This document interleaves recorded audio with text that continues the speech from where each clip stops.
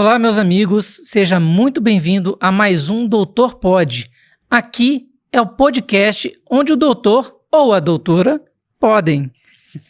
Hoje recebendo aqui para falar de terapia ortomolecular a doutora Mayra Decá. Olá, tudo bem? Tudo bom, doutora? Tudo bem. E as modas, como estão? Estão indo, né? As modas de hoje, como a terapia ortomolecular, né? Que não é de hoje. Muita gente acha que isso é muito atual, que essa terapia não é isso já vem de longa data, né? Isso já é um tratamento de longa data. Então, não é tão modismo como se fala. Não é de hoje, então? Não é de hoje. É um tratamento já que vem há bastante tempo, né? Na verdade, a terapia ortomolecular, ela se baseia na reposição de vitaminas, minerais, de deficiências do organismo em relação à saúde, né? Na parte de prevenção em saúde. E ela já vem desde antes de Cristo, quando se falava em repor na cura pelos alimentos, né? De uma forma bem natural. Antigamente começaram a abordar essa parte da alimentação para a saúde, né? Perfeito. Voltada para a saúde. Mas antes da gente aprofundar no assunto, que tal nós chamarmos a doutora Virgínia? Ah, boa ideia. Então está ao vivo aqui conosco a doutora Virgínia. Olá, doutora Virgínia, tudo bem? Olá, tudo bem? Muito bom estar recebendo aqui no Doutor Pode, tá? E hoje nós vamos falar, junto com a doutora Mayra Decá, aqui, sobre terapia ortomolecular. Quais são suas palavras iniciais? Para terapia ortomolecular? Isso. Saúde integrativa. Restabelecimento da saúde. É o restabelecimento da saúde? Exatamente. E o que mais, doutora Mayra, a gente pode acrescentar nesse contexto aí da terapia ortomolecular? Ela é um conceito, né? O que a gente tem que abordar? É sempre em relação ao conceito do que é você preservar a saúde, de que forma você vai ter uma longevidade saudável. A terapia ortomolecular, assim como hoje em dia, né, ela evoluiu para a saúde integrativa, ela visa essa promoção de saúde, para que a gente tenha uma qualidade de vida melhor. Então, sempre vai ser baseada em reposição de minerais, de vitaminas, de como o seu corpo está funcionando, aos hábitos de vida, né? Porque eu acho muito importante quando nós preconizamos hábitos saudáveis. Então, a terapia é isso. A terapia ortomolecular, ela visa hábitos saudáveis e reposição do que o nosso corpo produz e deixa de produzir em algum momento. Perfeito. E doutora Virgínia, o que nós podemos falar também sobre essa questão do sono? O sono é importante para uma boa saúde? Importantíssimo. O sono é um dos primeiros itens para a gente ter qualidade de vida. Ele está acima de qualquer coisa, está acima da nossa alimentação, está acima das nossas emoções. Inclusive, ele vai interferir em tudo isso. Ele vai interferir na nossa saúde física, na nossa saúde mental. É verdade, né? A pessoa que dorme pouco, geralmente ela fica irritada, né? Com certeza. Ela sofre dessas questões, causa também, às vezes, até questão de queda de cabelo, Sim. Fadiga excessiva, né? E não só, né? Você deixa de produzir hormônios importantes, você deixa de produzir, de metabolizar, né? Vitaminas, sais minerais. E os hormônios também, né? Que têm que ser produzidos quando você está dormindo. O ciclo circadiano, em bom estado, ele faz com que você produza os hormônios importantes para que a gente tenha um dia que a gente consiga fazer o dia ficar melhor, né? Então, é super importante realmente. E a questão... Na verdade, na noite... Pode falar. Nós produzimos as substâncias que nós precisamos para a vida no dia seguinte. Exatamente. Então é o reforço, né? O sono realmente é o reforço. Ele vai metabolizar, né? Isso. O que a gente consumiu, aquilo que a gente gastou e não gastou. Exatamente. E vai trazer para o próximo dia uma nova energia. Isso mesmo. E é importante também essa questão dos raios solares, por exemplo. Estou falando assim, a pessoa acordou, né? Sim. Abriu a janela, Lá no sul tem um céu muito bonito, É verdade. né? E aí a gente pode ver aquele sol bonito. Ele ajuda também nessa questão do nosso ortomolecular? Muito, porque a gente tem que pensar o seguinte, partir do pressuposto que quando você acorda, você tem que ativar um hormônio importante, né, que se chama cortisol. Né? Então, quando você olha para o céu, quando você tem esse hábito, né, de acordar e abrir a janela e olhar para o céu, você está começando a inibir a produção da melatonina, que é o hormônio que é produzido à noite, e começa a estimular o hormônio que é para ser produzido de manhã, que é o que a gente precisa já para começar o nosso dia com energia. Né? Então, esse é um dos hábitos super importantes que a gente deveria ter, né, que é realmente olhar para o céu, né, começar, porque você já começa a ter os benefícios desse hormônio que está sendo produzido nesse momento. Muito bom. Eu até comecei, né, a fazer um tratamento ortomolecular e estou todo dia pela manhã abrindo a janela. Muito bem. E olhando para o céu, né, para fora. Muito bem. Para ter essa sensação, para ver se muda, né? Mas agora, doutora Virgínia, a senhora concorda ou discorda? Eu quero é confusão, né? Porque aqui o doutor pode, a gente não tem que concordar com tudo, não. Mas concordando, tudo bem também. Pode falar, doutora. Concordo totalmente. E falando em que vamos gastando as nossas substâncias ao longo do dia, por exemplo, a testosterona que nós produzimos durante a noite, no sono, nós vamos gastando ela ao longo do dia. Então, perfeito. se você teve uma péssima noite de sono, você vai ter menos disposição no outro dia. Exatamente. E aí entra nessa questão do cortisol. Isso, também, eles estão interligados. Interligados. Né? Enquanto sempre você vai... Os hormônios, eles trabalham em sinergismo. Então, quando eles vão ser produzidos, eles precisam uns dos outros, né? Para que eles funcionem adequadamente. Perfeito. E doutoras, qual que é a diferença nesses tratamentos aqui? Estou vendo as mensagens que nós recebemos pelo Instagram. E se você quiser, você que está nos assistindo, você pode interagir conosco acessando o nosso Instagram aqui, @doutorpod. Qual que é a diferença entre saúde tradicional e a ortomolecular? São linhas completamente diferentes, né? Porque a saúde hoje em dia, como nós aprendemos na faculdade, em todas as faculdades de saúde, é uma área voltada muito para a parte curativa, né? Então, aborda-se muito as doenças, a cura de doenças, né? E quando nós falamos em terapia ortomolecular, em saúde integrativa, nós vamos para uma linha que se chama prevenção em saúde, promoção em saúde, que na verdade não é nem prevenção em saúde, é promoção de saúde.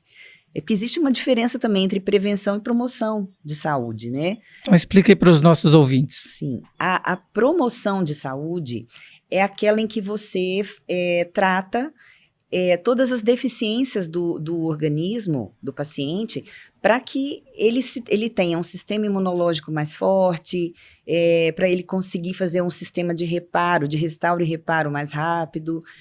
Quando você faz prevenção em saúde, é mais ou menos assim, eu não vou sair na chuva para não ficar gripada, né? Então, isso é prevenir. Por quê? Porque eu não quero ficar gripada, mas você não está com o seu sistema imune adequado. Então, promoção e prevenção tem essa pequena diferença.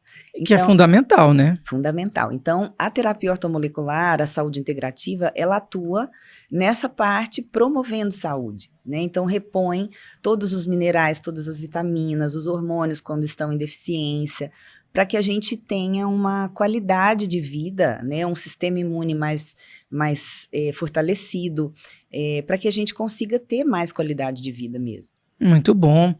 E doutora Virgínia, o que a gente pode agregar a essa resposta da doutora Mayra?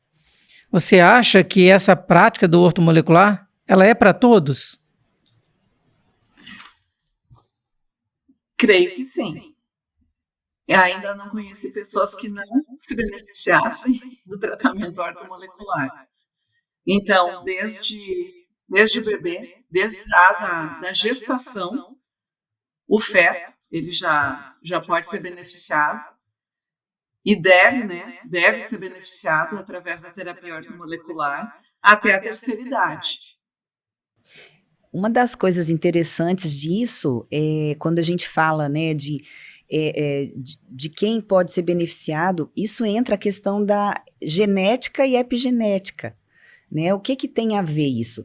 Antigamente, há uns anos atrás, quando se descobriu o genoma humano, né, a gente tinha como característica principal que a genética determinaria tudo, né? E hoje a gente sabe que a epigenética ela tem uma função extremamente importante. A epigenética ela vai, muitas vezes, ela vai silenciar um gene ou ativar um gene de acordo com os seus hábitos de vida, de acordo com os seus hábitos alimentares, seu sono, gerenciamento do estresse, né, o que você faz com as suas emoções. Então, a epigenética, não só a parte de alimentação, né, a nutrigenômica também tem a ver com isso, é extremamente essencial. Você não precisa carregar, você até pode ter um gene de uma doença que venha, né, como característica genética, mas ela pode estar sendo silenciada para futuras gerações, para você e para futuras gerações também. Então, realmente, né, interfere em muitas coisas na vida da pessoa. Então, pelo que eu entendi, eu que sou leigo no assunto, né, essa terapia ortomolecular, estamos prevenindo, e a saúde tradicional, ela causa já a consequência, né? A pessoa está gripada, ela já está tomando medicamento para gripe. Para gripe, exatamente. E no caso da ortomolecular, eu estou trazendo o agasalho antes da chuva, né? Isso. De uma maneira rudimentar. Sim. O agasalho, a vitamina e todo o resto, né? A gente tem que pensar sempre que fortalecer o sistema imune é super importante, né? Para que você pode até sair na chuva, mas você não vai adoecer de uma forma que, se você não tivesse realmente com o seu sistema imunológico fortalecido, você reage de outra forma. Assim como foi na Covid, né? Que é um assunto bem... Até polêmico, né? Polêmico e atual, né? Sim. Doutora Virgínia, e na sua visão, o que são os hábitos saudáveis que a pessoa tem que ter? Bom, um dos primeiros hábitos saudáveis que nós temos que ter, que impacta também já desde o nascimento, é a parte respiratória. E eu vou até colocar aqui a situação de um bebê que eu acompanhei toda a gestação, nasceu há poucos dias, e um dos primeiros reflexos que o feto faz é a deglutição, é a maneira de engolir. E essa deglutição, ela impacta no nosso padrão respiratório. Então, o que aconteceu? Muito interessante, porque esse bebê nasceu com muito vigor pela suplementação toda que a mãe fez durante a gestação, mas teve algo que não pudemos intervir, que foi a postura da língua dele. Uhum. Ele nasceu com o que se chama de língua presa. Então, o que aconteceu? Ele nasceu já com toda a musculatura dos ombros contraída por conta do hábito de deglutir errado.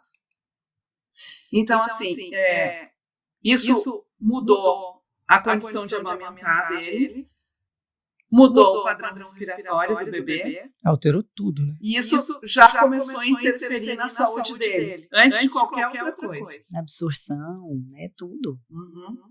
Então, agora o bebezinho está já na fono, já foi feita a liberação da língua e está tudo sendo corrigido. Mas, se isso não fosse identificado de imediato, esse bebê já estaria desenvolvendo uma patologia. Uhum. É uma sequela, né, desse probleminha genético, né? Genético não, né? De formação, né? De formação. Né? Então, nós podemos intervir em muitas coisas com a ortomolecular, mas ainda tem coisas que são anatômicas, claro, e que fogem ao nosso controle. E doutora Mayra, E sobre essa questão aí dos hábitos saudáveis, o que a gente pode agregar nesse assunto?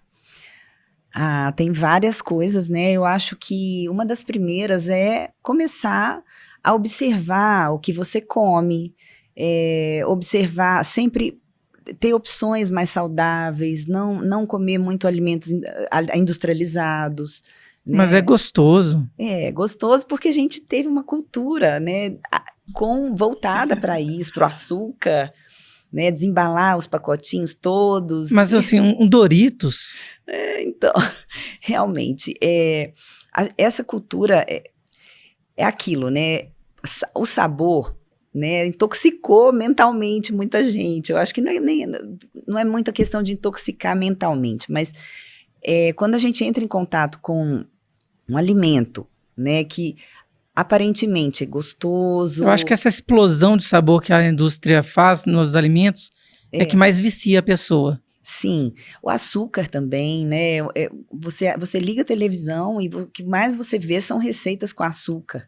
Por quê? Porque isso realmente te puxa para o consumo. Para você ter uma ideia, esse final de semana eu estava com a Aline no supermercado, eu estava olhando os carrinhos das pessoas, né? Uhum. Porque o meu carrinho mudou bastante. Sim. E aí eu comecei a observar, assim, tinha uma pessoa lá comprando, deve ser a compra do mês, 3 pacotes de arroz. Aí eu olhei debaixo do pacote de arroz, mais 3 pacotes de açúcar. Eu falei, poxa, será que a pessoa consome 3 pacotes de arroz e 3 pacotes de açúcar no mês? Muita gente consome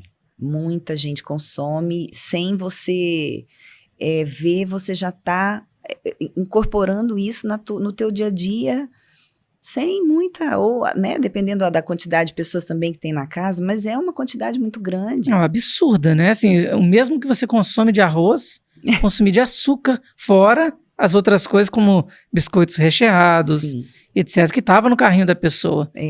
Então, outro dia eu fui numa padaria, cheguei para pedir um café, esqueci de pedir sem açúcar. Gente, na hora que eu tomei o café, eu falei, não tem lógica não, isso aqui tem 4 colheres de açúcar para uma de café. Mas olha que interessante, eu acho que o melhor de tudo é isso, é que quando você começa a mudar seus hábitos, você não se prende tanto mais àquele hábito que você tinha anteriormente e você consegue conviver numa boa. Então, a mudança inicial de hábito, ela é difícil. Mas depois que você incorpora isso na sua vida, voltar para aquilo também já se torna um fator que vai te incomodar.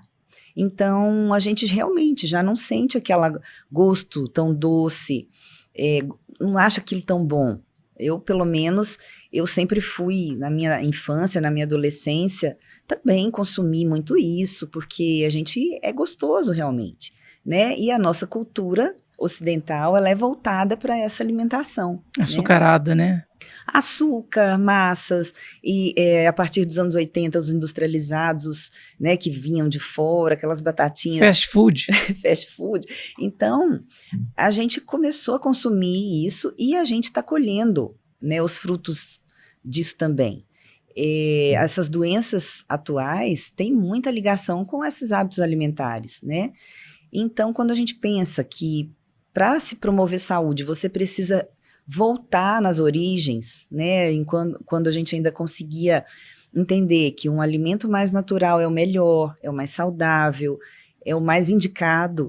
Talvez até pela correria das pessoas hoje em dia, né? Elas foram se acostumando com um alimento mais fácil de preparar. É incrível, porque exatamente isso, se perdeu um pouco a importância da alimentação preparada para aquela pronta, né? E aí você acaba tendo, você deixa num segundo plano a sua alimentação. Só que a gente precisa dela para que a gente tenha um dia produtivo. Então, nós precisamos de uma alimentação saudável para ter um dia produtivo, para ter uma cognição melhor, para ter uma concentração melhor. Então, isso tudo tem ligação, né? Então, a gente precisa. Hábitos saudáveis começam também pela alimentação. Pelo exercício físico. Prática de atividades físicas, né? Que também é uma coisa que a gente não pode negligenciar. O sono, né, o gerenciamento do estresse, que é outra questão que a gente tem que bater muito nessa tecla, porque não tem quem não está estressado. E gerenciar o estresse é extremamente essencial. Eu, por exemplo, nunca fiquei estressado.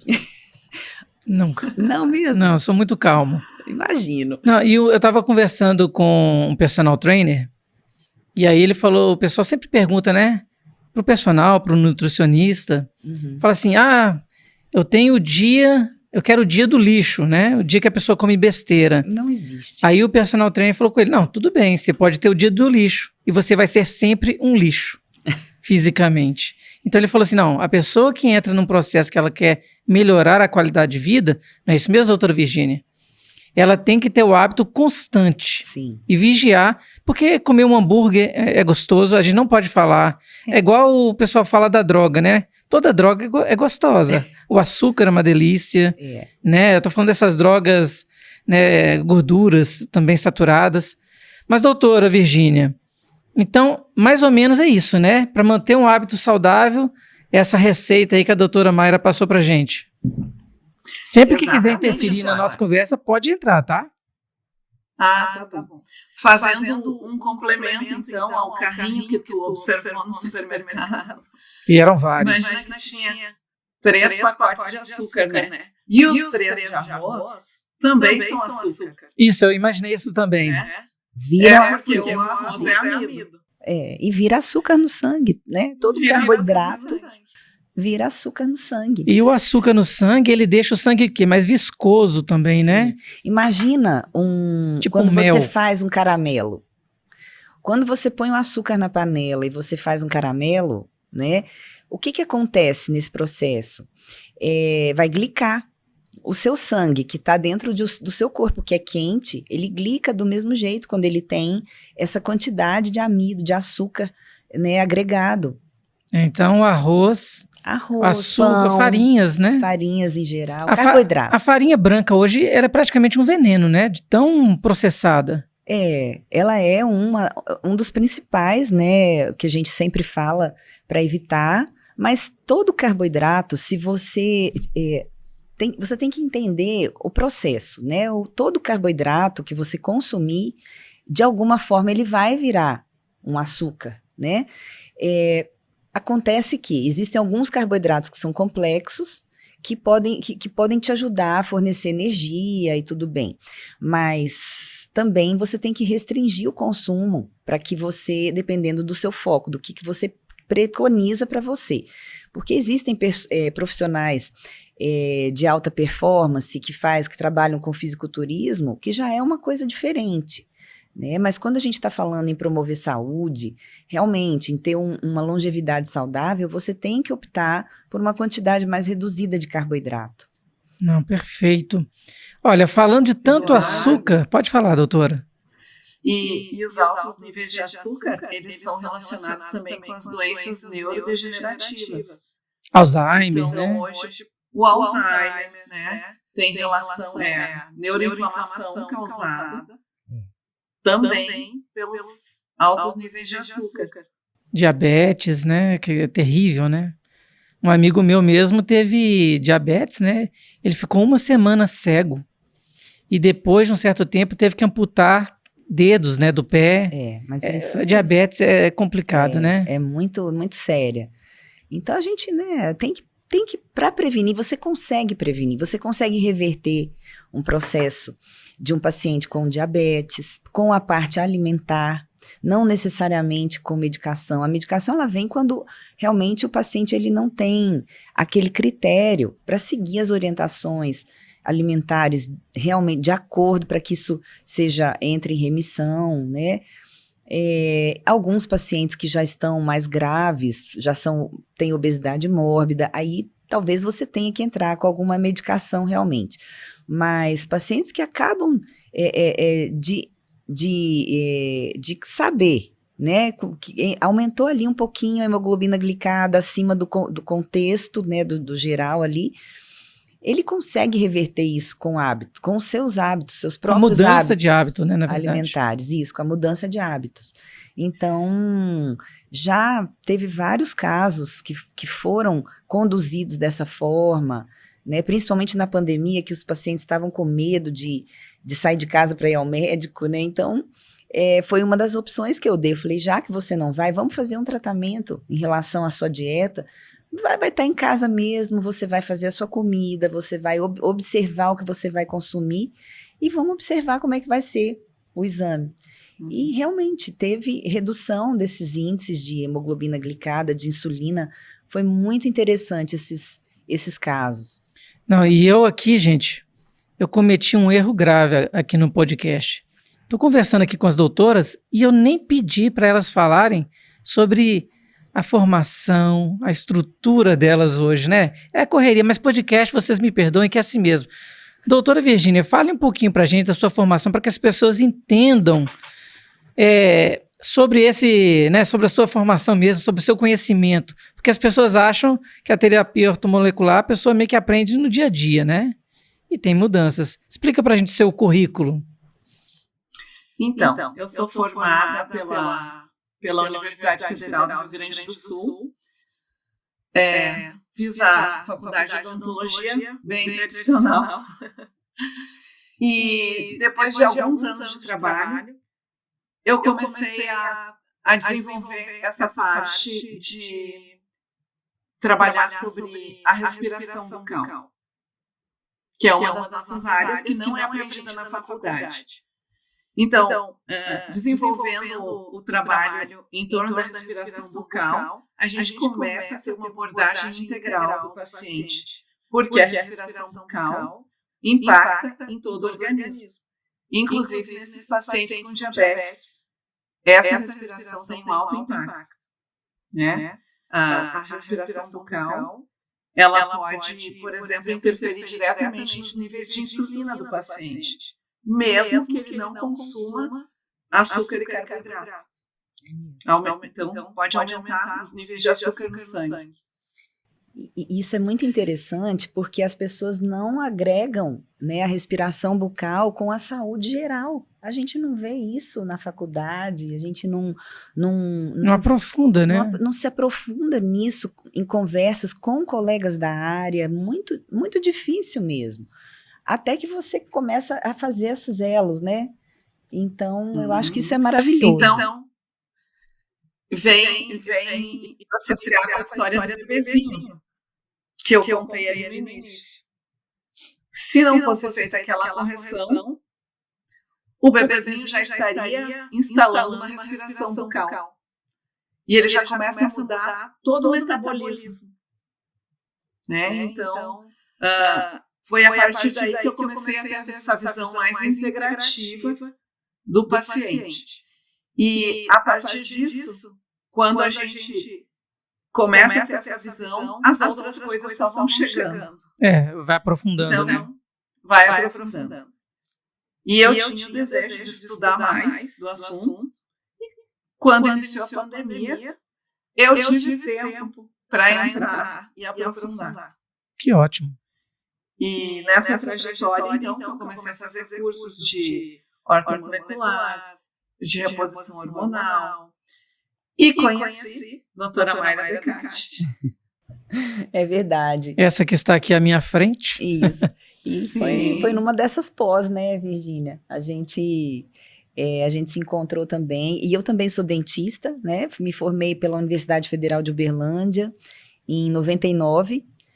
Era para falar a data, porque a gente entrega a idade, né? Não pode, mas tudo bem. Então, me formei em odontologia também, aí fiz, minha primeira especialidade foi em saúde da família, que ali eu também virei muito a minha chave em relação à abordagem que a gente faz com os pacientes, porque a faculdade é ótima, mas a gente é muito voltada realmente para curativa. Se você faz endodontia, é só um tratamento de canal. Se você faz ortodontia, é correção dentária. Se é bucomaxilo, né? A parte mais cirúrgica.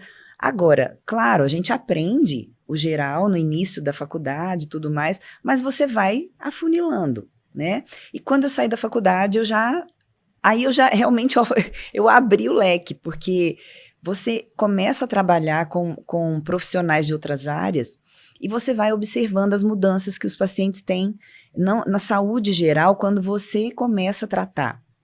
Então, aquilo virou minha chave também, de ver esse paciente de uma forma diferente. E a doutora Virgínia, ela falou na questão que ela viu a necessidade dessa questão da respiração, né, da respiração bucal, né, doutora?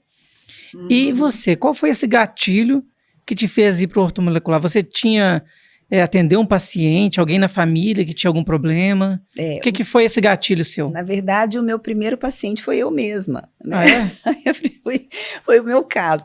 Mas para chegar nisso, eu comecei a fazer harmonização facial depois da ortodontia. Aí fiz ortodontia, fiz harmonização facial. Na harmonização facial eu já trabalhava com suplementações, porque a gente vem carregando da saúde da família essa questão de querer agregar para o paciente, né? Mais coisas. E eu já fazia um pouco estudava essa parte do que a gente poderia tratar de carências. E aí eu realmente tive, com 35 anos, eu tive fibromialgia. Com 20 anos eu tive fibromialgia, tratava a fibromialgia com uma técnica tradicional, que é medicamentosa. Com medicamentos. Isso. E até são pesados esses medicamentos, né? Bem pesados. Então, e só vai aumentando, né? Porque você vai tendo efeitos de e aí você tem que ir tomando outro. O colateral também. Para poder organizar, conseguir parar em pé. E eu, nesse meio tempo, quando eu estava com 35 anos, eu já tive os efeitos colaterais de todos que eu estava tomando. Que foi cumulativo, né? Foi cumulativo. 10 anos praticamente aí tomando. 15, né? 15 anos 15 tomando. 15 anos tomando remédio. E foi aí que como eu busquei ajuda para os efeitos colaterais, e geralmente eram com mais remédios, aquilo eu já comecei a achar que não estava legal. E aí eu fui atrás realmente de buscar uma solução para o que eu estava sentindo, né? Porque os meus exames não estavam ruins, mas ao mesmo tempo eu não estava bem, eu não me sentia bem. E comecei a me estudar, realmente. Aí fui estudando os meus exames e fazendo todo esse trabalho. E vi que realmente era muito mais coisa que eu precisava ajustar do que simplesmente tomar remédio. E comecei a mudar hábitos mesmo, mudar minha alimentação, melhorar a minha ansiedade, que não é que a gente cura, né? A gente sempre vai... Quem é ansioso vai ser sempre ansioso. Sim. Mas você controla, né? Você vai conseguir controlar essa ansiedade. Existem N técnicas que vão te ajudar, meditação, respiração, né? Atividade física, a própria alimentação, que tem muitos alimentos que também favorecem a sua ansiedade, né? E outros que melhoram. Então, isso eu fui aprendendo, fui fazendo, fui aplicando na minha prática, né, em mim mesmo, e fui vendo as mudanças e consegui ir tirando essas medicações devagar. Na verdade, eu me lembro que na última consulta médica que eu fui, né, o médico falou assim para mim, olha, você não vai conseguir tirar essa medicação porque as suas dores vão voltar. E aquilo soou para mim de um jeito assim, como não vou conseguir? Eu vou conseguir. Te perturbou, sim, né? Me perturbou bastante. E eu falei, vai ser um propósito. E é a partir de agora que eu vou fazer isso. Eu vou começar a tirar devagarzinho, no meu tempo. E tirei todos. Hoje em dia, não sinto dores de fibromialgia mais. Agora, tem ansiedade, tem gatilhos de ansiedade? Óbvio que a gente tem, né? O trabalho que a gente exerce... O dia a dia, né? O dia a dia, realmente é muita coisa para se abordar. A gente sempre vai ter, né, momentos de estresse, mas aí você já sabe o que você consegue fazer para respirar, né, um exercício mais prolongado, tentar dormir mais cedo, desligar o telefone, realmente desligar. Eu coloco meu celular no modo noturno, que aí a partir de um determinado horário ele já não toca, não apita. Isso diminui o estímulo. Né? Uhum. Então, o seu cérebro já entende que ele tem que relaxar. E aí foi assim. E agora a gente só vai aprofundando mais. Eu fui ajudando outras pessoas, comecei a estudar, fazer outros cursos também, me apaixonei e a minha área principal hoje é essa. Que bom, que bom. Então, olha só, eu falei aquele momento ali do açúcar, né? E para combater o açúcar, a gente aprende desde a tenra infância a escovar os dentes utilizando cremes dentais com flúor. Qual o problema, doutora Virgínia, a questão do flúor na dentição das pessoas? O que ele é benéfico ou é maléfico? O flúor, ele é neurotóxico. Então, só por essa característica já não é indicado seu uso. Ele também vai interferir no sono, né? Tem um trabalho que foi feito, uma pesquisa que foi feita, acompanhando o sono de crianças que usavam flúor e tem alteração no sono também. Fora isso, ele também é tóxico para a nossa tireoide, né? Ele compete com outros minerais que fazem parte da conversão hormonal, dos hormônios tireoidianos. Então é complicado demais. Então, doutora Mayra, o flúor, como que a gente, desde criança, né? Eu lembro, na minha primeira série lá na escolinha, a gente tinha o dia que era o bochecho com flúor. Exatamente. Então estávamos vendo. Ele é um disruptor endócrino. Impressionante. Então quer dizer que eles estavam nos envenenando. Mas incrível que assim, é incrível que existem ainda hoje profissionais que defendem com unhas e dentes o uso do flúor, né? Mas a gente precisa entender que já tem vários estudos, vários artigos que falam sobre isso. Em 1930, a Bayer criou uma medicação para se tratar o hipertireoidismo, que é o... Como é que chama aquela medicação? É uma medicação feita para tratar hipertireoidismo à base de flúor, porque baixaria os níveis, né? E só que assim, baixou tanto que levou à falência da glândula. Muitos pacientes sofreram com isso, né? E levou à falência da glândula tireoide. E depois que eles perceberam isso, essa medicação ela foi descontinuada para esse uso e foi usada para pesticida. Poxa. Em 1930, quer dizer, isso não é tão atual, né? Se isso aconteceu lá em 1930, de lá para cá, nós já tivemos vários estudos sobre isso, vários artigos, várias coisas levando essa informação para as pessoas. Apesar de tudo, na faculdade eu também aprendi que o flúor era importante, né? Só que a gente sabe, como a Virgínia falou, a gente sabe que hoje ele compete com o iodo, né? Ele no nosso organismo, ele compete com o iodo, que é essencial para o funcionamento da tireoide, de outros órgãos também. E a gente não elimina esse flúor nem pela urina e nem pelo suor. Então, ele vai se acumulando. E vai se acumulando e vai gerando falência a nível celular e inflamação, né? Então, ele vai afetando a tireoide, vai aumentando a inflamação sistêmica, vão acontecendo várias situações que o paciente vai adoecendo. E por conta de uma inflamação, onde hoje a gente já sabe que uma inflamação sistêmica é a origem de várias doenças, né? Como doenças degenerativas, como câncer, como diabetes, hipertensão. Então, a gente precisa evitar essas exposições. Se a gente sabe que a gente pode controlar, até que idade você vai ter uma microbiota bucal que exija um cuidado nesse nível, né? E é interessante que os pediatras até falam para as crianças, né, até uma certa idade, não consumir o creme dental com flúor. Porque vai ingerir. E depois de 6, 7 anos de idade já pode utilizar. E os próprios dentistas já falam às vezes, né?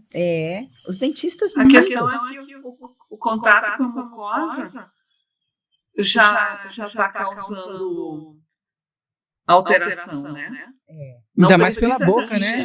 A absorção pela boca é muito mais rápida, né? Muito mais rápida. Na verdade, assim, pelas mucosas, né? Então, você vai ter... A boca, ela tem, assim, o mesmo processo que você tem no teu intestino, você tem na mucosa bucal, né? Uma desbiose que você vai ter no intestinal, você também tem na mucosa bucal. Essa questão eu costumo falar, né? As pessoas tentam realmente separar a cabeça do resto do corpo. E aí, quando a gente prescreve um bochecho com flúor, uma pasta com flúor, você não está atuando só ali naquele dente, você está absorvendo aquele flúor, você está armazenando aquele flúor tóxico no teu organismo. E o flúor foi usado até na guerra, né? Foi, ele era um dos compostos do gás sarin, né? Ele é um gás e ele faz parte desse gás tóxico que era da Segunda Guerra Mundial, né? Daquela fase. E, enfim. E é interessante nós termos a indústria, né? Até da área de odontologia mesmo, né? Não aprofundar, tipo assim, não, continua fazendo aí estou ganhando dinheiro, né? Sim. Vamos colocar igual a gente fala aí das comidas super processadas, né? Exatamente. Acho que é a mesma linha de indústria dessa parte de cremes dentais e a parte de comidas super processadas. Eles não estão muito preocupados com o consumidor. Eles querem vender e aferir lucros. Exatamente. Infelizmente é assim mesmo. É até uma das coisas interessantes, né, que eu li outro dia a respeito da questão do carboidrato. Mudando aqui um pouquinho de assunto. O consumo de carboidrato, e lá nos meados de 1945, houveram vários estudos falando a respeito da síndrome metabólica em relação ao consumo de carboidratos, e tinham vários artigos. O Gerald Haven, que era um dos pesquisadores na época, ele publicou mais de 300 artigos falando sobre isso, né, sobre a síndrome fator X, que antigamente era chamado fator X, para alertar as pessoas que o carboidrato, o consumo exagerado de carboidrato faria isso, né? Mas aí veio a indústria alimentícia, que patrocina põe dinheiro, né? Universidades, inclusive universidades americanas famosas, né?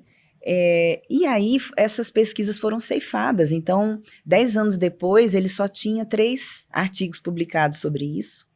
E ele praticamente fizeram um cancelamento com ele, né? Na verdade. Então, você vê como é forte a questão do poder que tem o dinheiro, esse monopólio. O monopólio, e a nossa saúde fica negligenciada, realmente. Doutora, eu quero agradecer aqui a sua participação, foi muito enriquecedora. Nós precisamos manter contato, né, para fazer depois até um outro podcast para abordar diversos assuntos, tá, doutora? Muito obrigado e nos vemos aí numa próxima oportunidade, tá bom? Tá bom. Um abraço, até mais. Tchau, tchau. Então, pessoal, vamos continuar aqui o nosso bate-papo com a doutora Mayra e ela vai estar explicando para a gente também um pouquinho sobre a importância dos hormônios. Os hormônios, eles são os que orquestram a nossa saúde, né? Eles são os responsáveis por todo o metabolismo da nossa saúde. Então, eles vão atuar em todos os órgãos, né? Eles têm importância tanto para a saúde bucal, que muita gente não sabe, mas que para você fazer um implante, uma movimentação ortodôntica, uma harmonização facial, você precisa dos hormônios em doses ideais. Então, eles realmente são os mensageiros, né? Perfeito, doutora. E no caso, eu acho que eu estou precisando fazer harmonização facial. Estou precisando, Aline? Tá não? Mas minha esposa é meio, né? Esposa pode estar mentindo para mim. Eu acho que eu vou aumentar meu maxilar. Porque hoje em dia a gente vê algumas pessoas que estão exagerando, né? Sim. Na harmonização facial. É até interessante aquele maxilar mais quadrado e tudo mais. Mas há às vezes alguns exageros, né? Eu acho que assim, a harmonização facial, o foco, a base da harmonização facial, ela tem que ser o quê?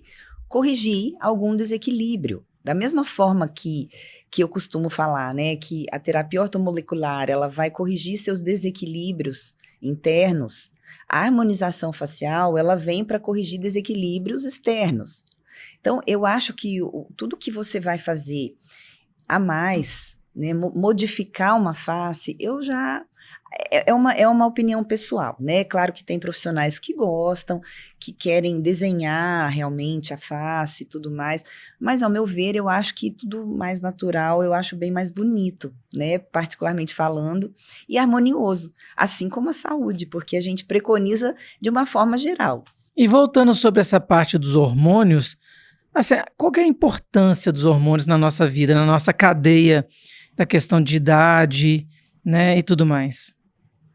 Bom, os hormônios, a partir do momento que a partir dos 20 anos, a gente já vai tendo uma queda hormonal, né? Já começa um declínio. Você tem uma produção ela vai aumentando até os seus 20 anos. A partir dos 20, a gente já começa aquele processo de declínio, que para as mulheres ela vai um pouco mais lenta, e depois lá com seus 45, 50 anos, que é quando ocorre a menopausa, já tem aquela queda brusca.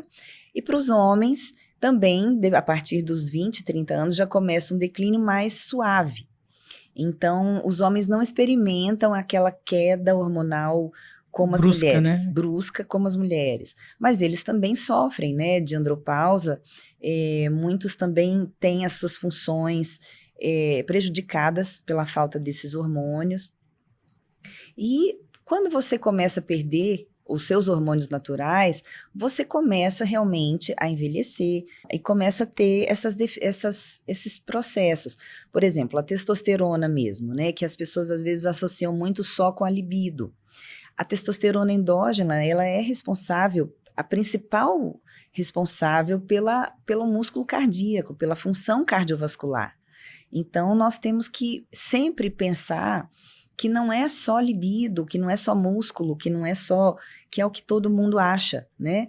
Então, por exemplo, estradiol, estriol, eles têm extrema importância para a questão de lubrificação das mucosas, não só a mucosa bucal, mas todas que são interligadas, é uma mucosa só, né? É um organismo só, né? É um né? organismo só. Então, se você tem um problema de xerostomia, que é uma baixa salivação, você já tem um comprometimento hormonal. Né? Se você tem uma ardência bucal, você já tem um comprometimento hormonal. Se você tem alterações na tua boca que repercutem no resto do corpo e são interligados. Então, se você tem de deficiência de estradiol, por exemplo, você vai ter secura vaginal, você tem problemas de xerostomia por ser a mesma mucosa. Muito bom, tá vendo, pessoal? Muito esclarecedor, o nosso Doutor Pod. Você que está gostando aí do nosso canal, você pode se inscrever no nosso canal, curtir, compartilhar e pegar o link mesmo, gente. Pega o link do nosso vídeo aqui e manda para os seus amigos, porque são informações importantes que podem mudar a vida de algumas pessoas aí que às vezes estão tomando muitos medicamentos e às vezes se prejudicando de uma forma assim completa, né? Da ponta do cabelo até o pé. E você, às vezes, pode ser uma pessoa que vai ajudar, auxiliar, junto aí, ó, pode procurar a doutora Mayra, e ela vai poder, com clareza, te ajudar a elucidar esses problemas. E sobre, doutora, a questão dos implantes hormonais, é bom utilizar, não é bom? Como que isso funciona? Olha, quando a gente entende que os hormônios, eles têm tempo, eles têm um horário para ser produzidos, né? A testosterona, ela vai ser produzida num horário do dia, progesterona em outro, melatonina em outro, cortisol em outro. Quando você coloca todos os hormônios no implante e você injeta esse implante, né, na pele, você passa a perder o controle sobre a liberação desses hormônios. Então, eles são liberados continuamente, né, no decorrer do dia. E aí, não é isso que a gente precisa. Então, o interessante é que você realmente reponha nos horários que esses hormônios vão ser produzidos, né? Então, particularmente, eu gosto mais dos hormônios transdérmicos nanoestruturados, por causa não só da absorção que você vai utilizar nos horários corretos e a liberação vai ser feita de forma correta, como também do veículo, que ele precisa ser um veículo realmente pequeno para que se absorva com rapidez e que você tenha a completa utilização desse hormônio na corrente sanguínea. Né? Então, o veículo nanoestruturado é o mais indicado. Poucas pessoas, às vezes, trabalham com esse veículo mas ele realmente é bem mais eficaz. Funciona melhor, né? Sim, porque imagina, né, se o álcool gel, né, que é feito no veículo em gel. Se o gel fosse tão bem absorvido, né, nessa pandemia, o que seria de nós? Se ele fosse absorvido para a corrente sanguínea toda vez que você passasse. Né? E, ao mesmo tempo, um veículo nanoestruturado, a partícula é muito menor. E aí você absorve rapidamente. Então, o que a gente quer é que aquele veículo seja absorvido para a corrente sanguínea. O álcool, ele não era para ser feito em nanoestrutura, porque a gente quer ele na superfície. Né? Perfeito. Então, o veículo também tem a sua importância. Doutora, a gente está falando de hormônios, né? E esses métodos aí contraceptivos, né? Que são hormônios também, né? Sim, também. Como que eles afetam aí essa estrutura da mulher, principalmente? Os métodos contraceptivos, eles vieram, né, para dar assim, uma certa liberdade, entre aspas, né? Até um controle, né, de natalidade e tudo mais, mas eles realmente têm muitas desvantagens, né? Principalmente esse dispositivo intrauterino hormonal, né, que ele libera hormônio. Você está falando do quê? Do DIU? O DIU Mirena, por exemplo. Ele vai liberar esses hormônios para uma adolescente que está ali em processo de formação dos seus hormônios, de produção hormonal, e ele vai atrofiar essa produção. Então, ele vai induzir a uma menopausa química. E essa adolescente vai ter esses efeitos também, a longo prazo, né? Não ali, naquele momento, mas a longo prazo acaba tendo os efeitos colaterais.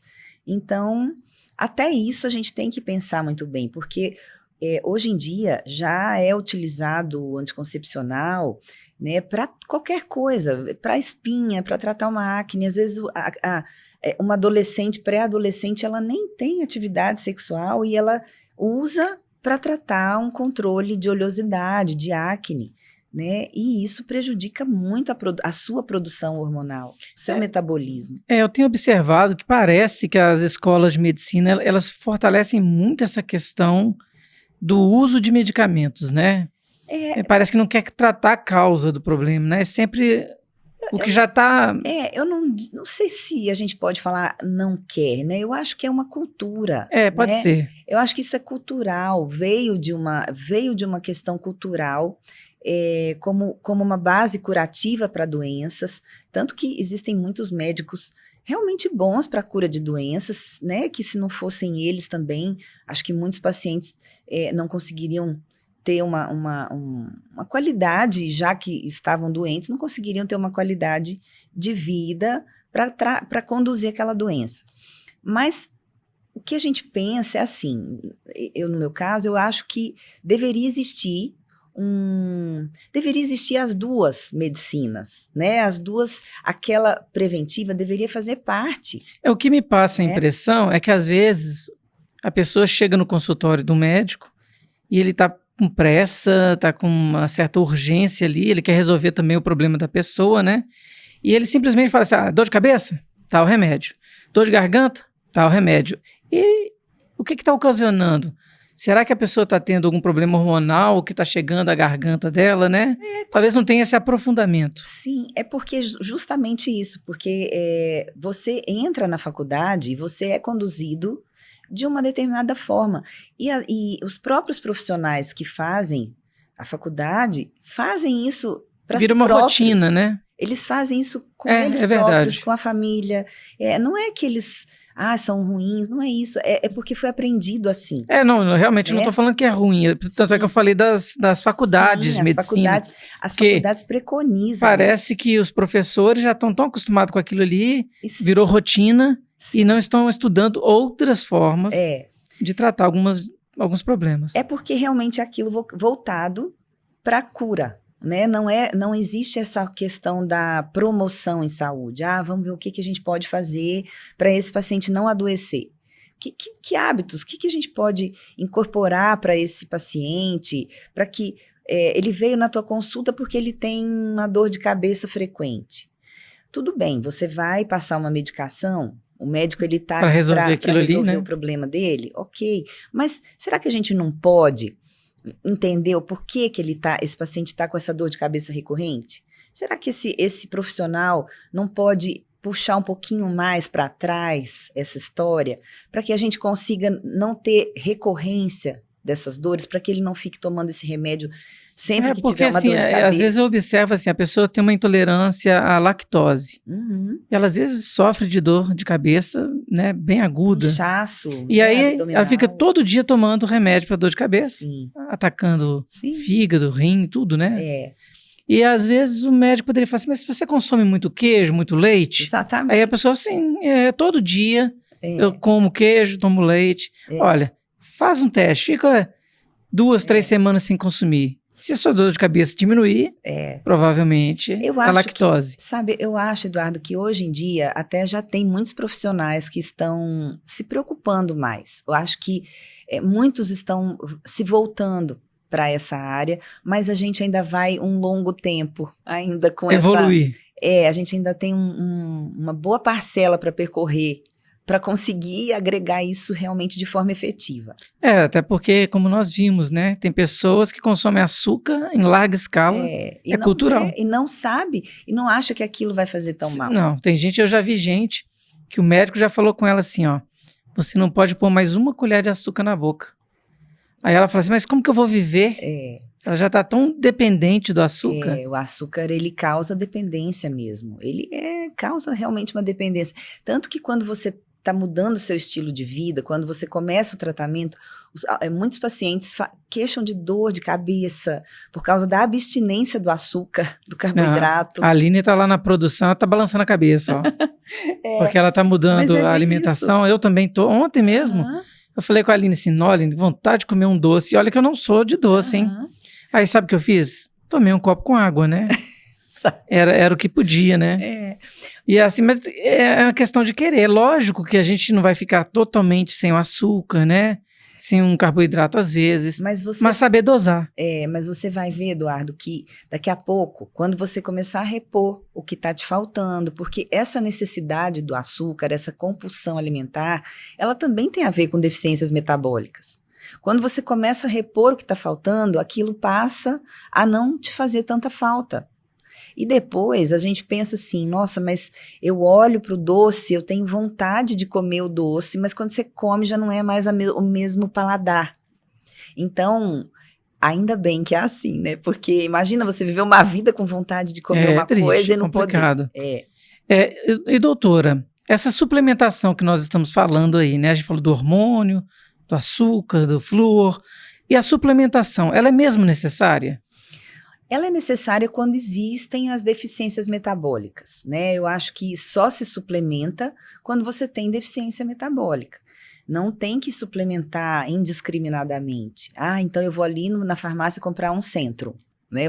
Todo dia Aí, doutora, a senhora está fazendo propaganda para marcas, eu vou ter que chamar a atenção, que a gente não pode ficar fazendo... É verdade. Porque sabe o que acontece? Depois a outra marca quer patrocinar a gente, aí você fala, tô brincando, aqui pode falar tudo, tudo é um exemplo. Eu não vou falar de Novalgina, por exemplo, a dor de cabeça, jamais. Vou falar ácido acetil. É verdade. Tô brincando, pode falar. Mas na verdade eu falei, né, dessa marca porque realmente... Do Centrum, que não pode falar. Que não pode falar. Centrum, tá bom. Mas vou fazer um asterisco, né, em relação a ela. Não só ela, como todos os multivitamínicos, os polivitamínicos, eles não conseguem entender que você tem deficiências diferentes. Claro, às vezes você está tomando uma vitamina até exagerando, porque você já tem muito no organismo. Você já tem no teu organismo, não precisa repor. E outras que você tem muita deficiência, a dose que tem lá não é suficiente. Então, tem muitas pessoas que tomam polivitamínicos. Compram na televisão, né? Essas propagandas aí, ó. Exatamente. E você não sente todo o benefício que ela poderia te dar, porque ela não é para você, ela não é individualizada. E quando a gente faz um tratamento com uma suplementação individualizada, o paciente, ele sente realmente a diferença, porque você está repondo aquilo que te falta. Perfeito. Né? O que está te causando esses contratempos de uma compulsão por doce, de uma dor de cabeça, de uma fadiga, né? Então... Perfeito. E doutora, assim, então, na verdade, suplementos, todas as pessoas deveriam tomar de acordo com os exames, né? Que provavelmente, a gente sempre está faltando, às vezes, uma vitamina C, né? alguma coisinha, sempre tá faltando, né? A pessoa tá um pouquinho anêmica. Na verdade, as deficiências, elas vêm de vários fatores, né? Principalmente alimentares, né? Mas até porque a gente tem um solo muito mais pobre, a gente tem safras diferentes, a gente tem Condições, né, condições ambientais, climáticas, né, climáticas. diferentes para a produção daquele alimento. Então, as deficiências, elas também mudam de acordo com as regiões. E quando você vê isso no seu exame de sangue, muito provavelmente você vai repor exatamente aquilo que falta, né? Então não tem necessidade, não é sempre que você vai ter uma anemia, não é sempre que você vai depender de como você se alimenta, de como você gerencia todo o seu hábito de vida, né? Não, e aí suplementação natural eu acho muito interessante. Até fui com a minha esposa para uma feira, né, de suplementos alimentares, de alimentos, e nós vimos lá caldo de ossos, Sim. né? Funciona mesmo? É bom? É ótimo. Eu achei o cheiro dele horrível. Mas ele é muito gostoso.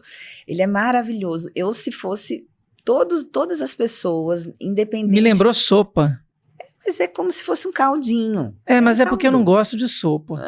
Mas é diferente de sopa, é um caldinho assim, né? Mas os benefícios que ele tem são infindáveis, né?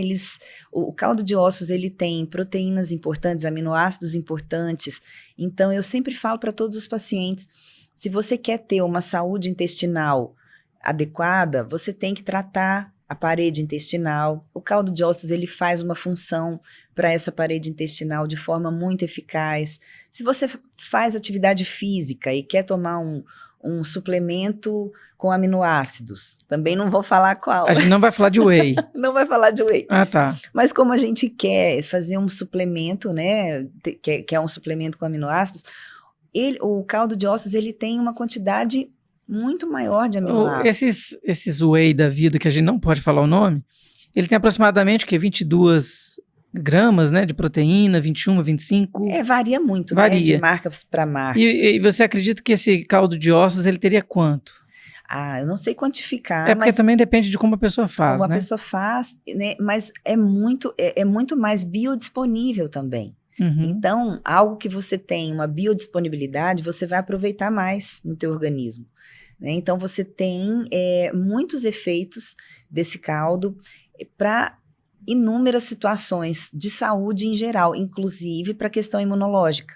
Tá? Então ele é muito benéfico nessa questão imunológica. Muito. Eu vou ver se eu experimento. E se você não gosta, toma assim mesmo, porque toma como se fosse É igual bife de fígado, né? Tem que comer. Bife de fígado, agora você me pegou, né? Porque eu também não me apetece muito a textura, mas eu acho o cheiro dele maravilhoso. A textura, né? Igual esse final de semana estive no Mercado Central, o cheiro do bife de fígado é muito gostoso. Mas depois, quando a gente mastiga, pra mim, ele fica meio arenoso, né? Mas como é o que eu falo também para todos os pacientes. Talvez. Eu falo para todos os pacientes, nós já somos adultos e nós entendemos o custo-benefício disso, né? Então, Sim. É importante que a gente entenda que se aquilo faz bem, por mais que a gente não seja assim tão fã, né? A gente tem que consumir, porque vai ser bom, né? É uma maneira de você tratar da sua saúde de uma forma mais natural, mais eficaz. Uhum. E falando já de carne, né? A gordura da carne de boi, por exemplo, ela faz mal? Olha, dentro de tudo isso que a gente falou, de alimentação ocidental, né, da parte de nutrição hoje em dia, ela não é das piores, né? Vamos falar assim, ela não é das piores. Eu acho que ela já foi muito, muito criticada anteriormente, principalmente em relação ao colesterol, né? Mas hoje a gente sabe que o colesterol, ele é benéfico para o nosso organismo, o álcool, porque ele é um álcool, né? Ele não é uma gordura.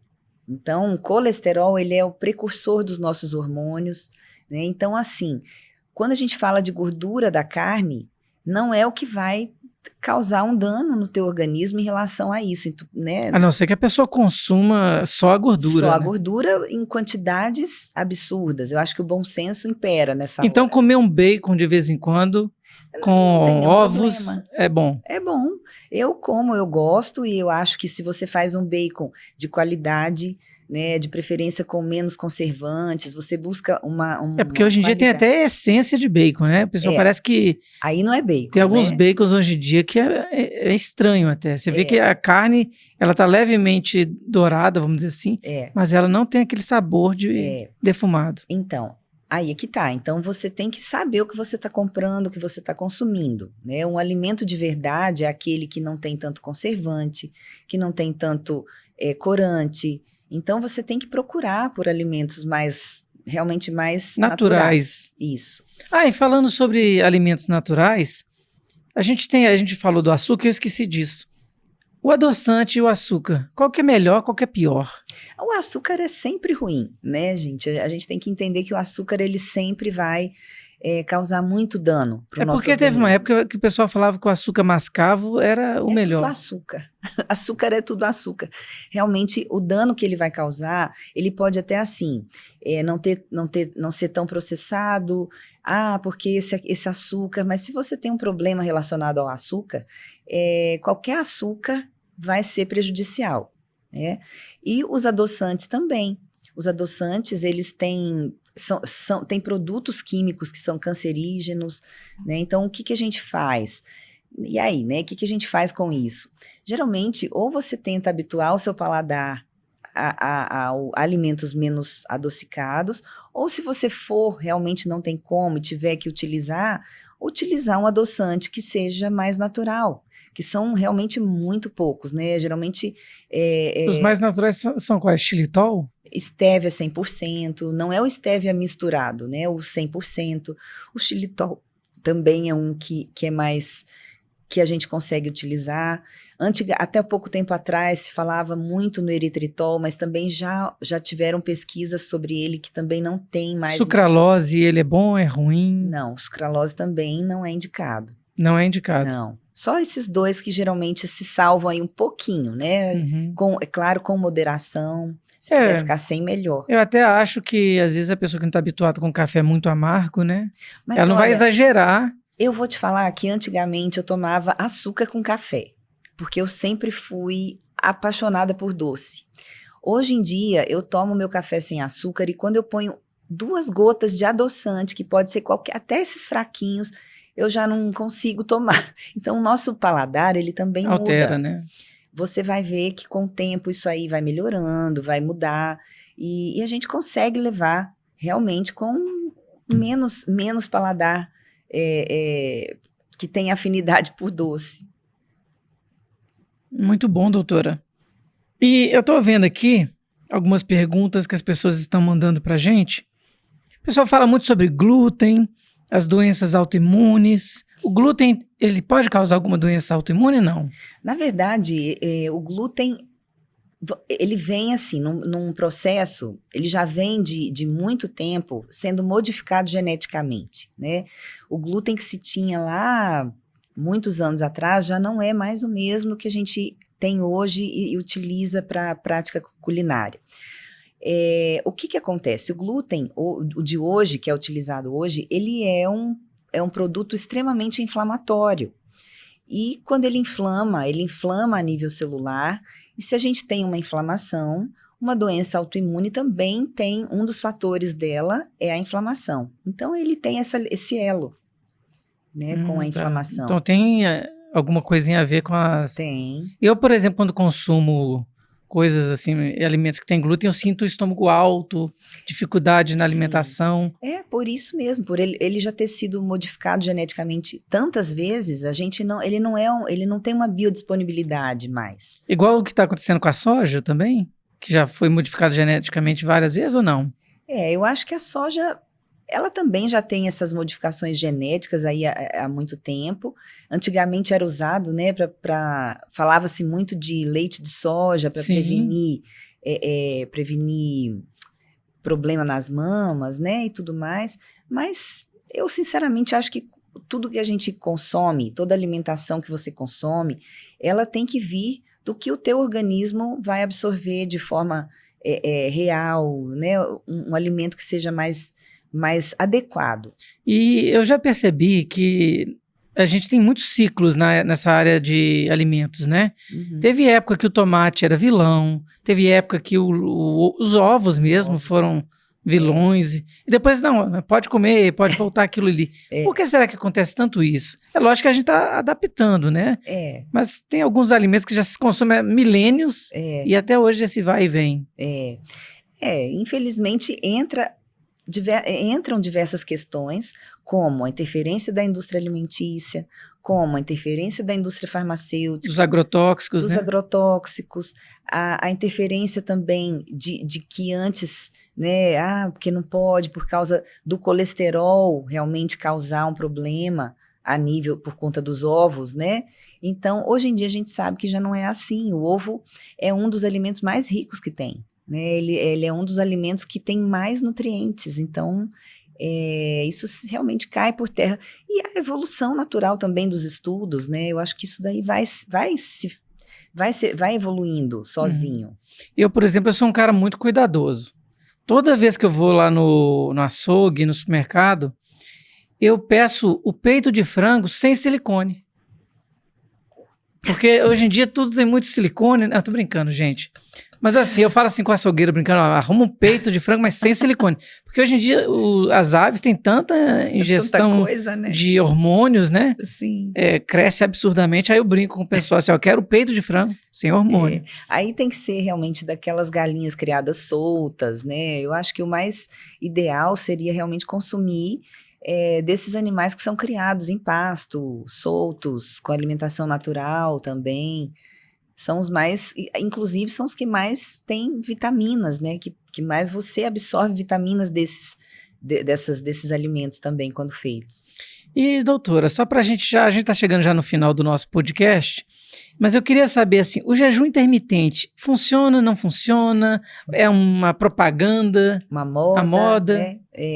Não, o jejum intermitente, ele é extremamente essencial para a vida, né? Eu acho que você faz renovação a nível de células quando você faz o jejum intermitente. Você tem diversos processos. No processo de emagrecimento, você tem benefícios. Até pacientes que têm câncer, né? Ele faz essa renovação celular. Então, ele é super importante, realmente. Eu acho que é uma prática que todos deveriam fazer. Mas, assim, de um modo, logicamente, tem que ter a análise clínica e tudo mais, né? Sim. Mas, a priori, esse jejum intermitente é o quê? A pessoa fica sem comer 8 horas, 12, 16 horas? Na verdade, assim, tem que ser feita uma avaliação do paciente, de como estão as condições de saúde dele naquele momento. Avaliar exames também, né, que eu acho que sempre é essencial a gente avaliar as deficiências nutricionais e tudo mais, porque você tem que saber que a restrição, a gente fala em jejum intermitente, mas eu gosto também de entender como restrição calórica, porque ela não tem que ser exagerada, você tem que saber como você tem que entrar, qual alimento você vai consumir para que você entre num processo de jejum e qual alimento você consome quando você sai desse intervalo de jejum, de restrição, né? Tudo isso importa no resultado final. O tempo que você vai ficar também é muito individualizado, mas geralmente, vamos pôr uma base, geralmente assim, de 13 a 16 horas, é uma média em dias intercalados, mas eu acho que tudo tem que ser visto individualmente. Dosado também, né? Para cada paciente. Porque tem organismo que a pessoa às vezes já é muito... Para uma pessoa que já é magra, por exemplo, né? Ela fazer uma restrição muito grande, ela não vai ter tanta reserva, às vezes, quanto uma pessoa... Se bem que altera. Não, na verdade, assim, depende do que você vai consumir quando você quebra, né? E quando você entra também. Então, mesmo para pessoas magras que têm alguma disfunção metabólica, ele se beneficia do jejum. Né? Então é importante também. Em várias culturas já, né, tem o jejum, né? No judaísmo, no islamismo. Já é uma prática milenar, né? E que eu acho que só agrega realmente. Só que você realmente tem que ter os critérios. Eu acho que a gente não pode fazer indiscriminadamente, sem um controle realmente profissional. Não é feito de qualquer forma. Você precisa avaliar o que você vai comer depois que você... Porque não adianta você fazer uma restrição calórica e você sai, vamos supor, concluiu esse tempo de jejum e vai para a pizzaria e come uma pizza inteira. Você perdeu tudo que você fez e piorou um pouquinho, né? Então, não é bem assim. Então, tudo tem que ter um critério. Muito bom. Ô, doutora, fala pra gente também, a gente está aqui já no nosso limiar, sobre essa questão dos seus cursos. Conta pra gente como que funciona, como que a pessoa pode entrar em contato contigo. Certo. Então, nós temos cursos voltados para todos os profissionais de saúde, né? Para aqueles que querem entender um pouco mais de como funciona, por exemplo, a interpretação de exames laboratoriais, ou aqueles que já podem também prescrever e podem solicitar exames. Tem o de saúde integrativa de uma forma geral, né? Esses cursos são feitos tanto aqui em Belo Horizonte, no Instituto Top, como também em São Paulo, online. Nós vamos ter esses cursos online também. Então agora as pessoas de outros estados poderão participar de cursos online. Isso também é muito bom. Facilita, né? Sim, bastante.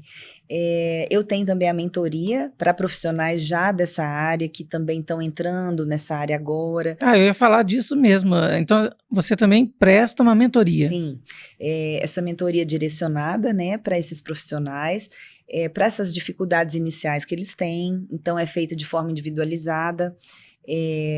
E essas práticas que a gente vai abordando sempre com todos, com os pacientes, é feito de forma sempre na mentoria individualizado e os cursos que são feitos em grupo. E porque assim, essa interpretação de exames não deve ser uma coisa tão fácil, né? Às vezes a pessoa acha que é só chegar lá, pegar o laudo do laboratório e ficar olhando mais e menos ali, mais e menos. Tô no meio, tá bom.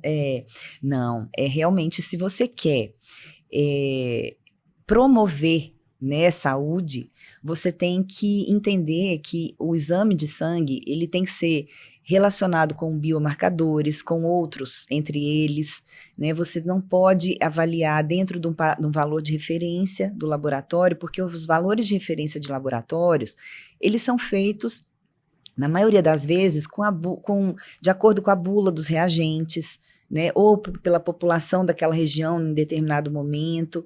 Então, aquilo não são valores ideais, né? Quando a gente fala em promoção de saúde, nós temos que entender que nós temos que avaliar de uma forma mais restrita.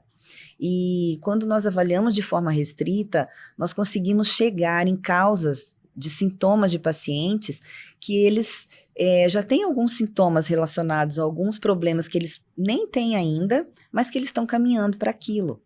E reverter esse problema. Então, a avaliação de exames, ela tem que ser muito direcionada, tem que ser feita de forma global, né?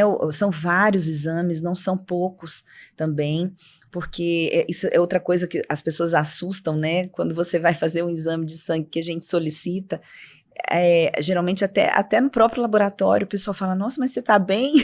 Porque são tantos, né? Mas é porque para se avaliar a função celular, você precisa de vários, porque você tem que relacionar uns com os outros. Não é simplesmente olhar um biomarcador isolado, né?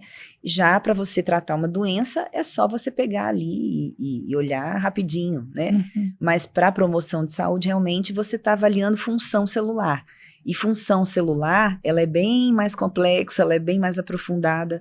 Você relaciona biomarcadores, vamos supor, do metabolismo do cálcio, né? Você não vai ver só o cálcio, você não vai ver só a vitamina D, só o magnésio, você vai ver todos juntos e concatenar aquilo, né? Isso, exatamente. Para ver o fluxo geral da pessoa. Isso. Doutora, eu quero te agradecer. Foi muito bom, muito esclarecedor. Eu que agradeço. Aprendi bastante. Eu essa semana fui na academia, né? Mas só fui olhar preço lá do valor da academia, né? Preciso ir para a academia. Estarei indo em breve, se Deus quiser. Mas, pessoal, se você gostou do nosso podcast, olha, se inscreva, tá? Porque está vindo muitas novidades. Você vai aprender junto aqui conosco, com os profissionais, com os doutores. E eu quero te fazer um pedido também para se inscrever, né? Começar a seguir o nosso Instagram, tá aí, ó, @doutorpod. É muito fácil, muito prático. Precisamos da sua ajuda para levar informação de qualidade para todo mundo, não é só para o Brasil não, tá? Então, nos vemos no próximo Doutor Pod, porque aqui o doutor Pode.